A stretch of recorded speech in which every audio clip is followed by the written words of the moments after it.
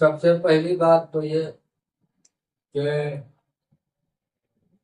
औरतें, लड़कियां, इनके अंदर कुछ ऐसी बुराइयां हैं, जैसे कि खुशबू लगाना, बाल खुले रखना, और कहीं भी इधर उधर आना जाना, जिसका कुछ टाइम टेबल नहीं रहता है वो अपने हिसाब से आना जाना करती है, कभी पाकी में, कभी नापाकी में।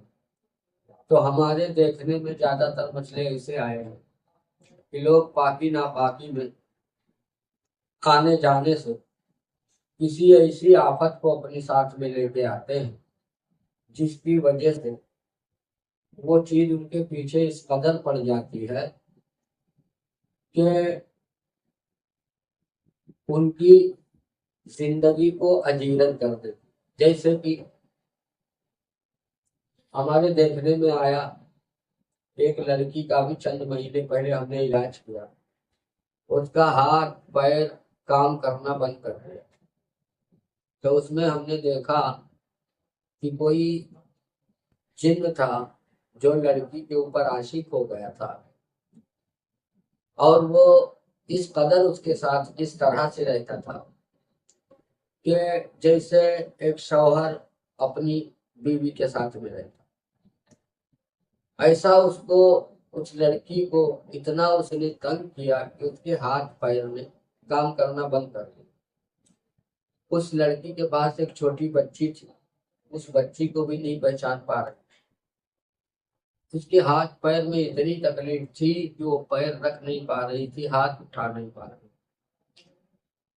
तो एक पहचान वालों ने बताया उनको कि भाई हमारे पास हाफिज साहब हैं जो हमारे घर का भी इलाज करते हैं, और आप अगर चाहो तो हम उनको बुलवा दें। तो उनका फोन आया हमको, बोले हाफिज साहब आप आ जाओ, और ऐसी ऐसी बात है, बच्ची बहुत परेशान है। तो मैं गया वहां पे।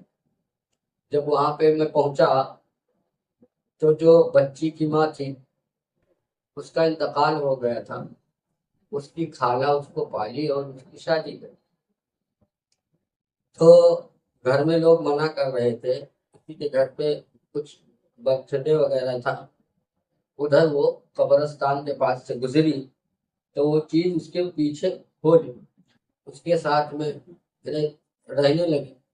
ऐसा करते करते उसको थोड़ा टाइम तक कुछ महसूस नहीं हुआ, उसके बाद ऐसी तकलीफें उसको आने लगी। तो हम पहुंचे, सब बताए। तो हमने पहली बार मुर्गी का सदका किया। मुर्गी का सदका करने के बाद में उनको हमने चंद फलीते लिख के दिए और बोले कि आप सुबह शाम दोपहर ये जलाओ और इसको किसी भी तरह से बिठा के दिखाओ। वो किए, करते करते एक हफ्ता 9 दिन में उसकी तबीयत ठीक हो गई, अपनी बच्ची को देखभाल करने लगी। तो उसके घर वालों का फोन आया कि इनका शौहर इनको लेने आया है, मैं भेज दूंगा। तो मैं बोला ठीक है भेज दो, लेकिन जो चीजें इस्तेमाल के लिए दी हुई है, हमने पानी भर के दिया था, तेल दिया था, और अगरबत्ती घर में सुलगाने को दिया था कि अगरबत्ती भी 7 दिन तक बराबर कंटिन्यू घर पे चलाओ, एक 10-5 मिनट वहां बैठ जाओ, और ये अपना मकसद ख्याल करके तसव्वुर करके कि भाई हमारा इलाज हाफिज साहब कर रहे हैं और हमको राहत मिल गई। ऐसा करते कराते उस बच्ची को आराम हुआ। तो हमने ये देखा कि ज्यादातर गलतियां, ज्यादातर औरतें और लड़कियां ऐसा कर रही हैं, जिसके सबब लोग परेशान रहते हैं और उनके घर वालों को भी तकलीफें होती हैं। उसके शौहर को इतनी तकलीफ हुई थी कि वो टेंशन के मारे काम पे जाना बंद कर दिया। टेंशन टेंशन में घड़ी घड़ी फोन करना, काम पे ना जाना, घड़ी घड़ी छुट्टी कर लेना, ऐसा सब उसके साथ हो रहा था।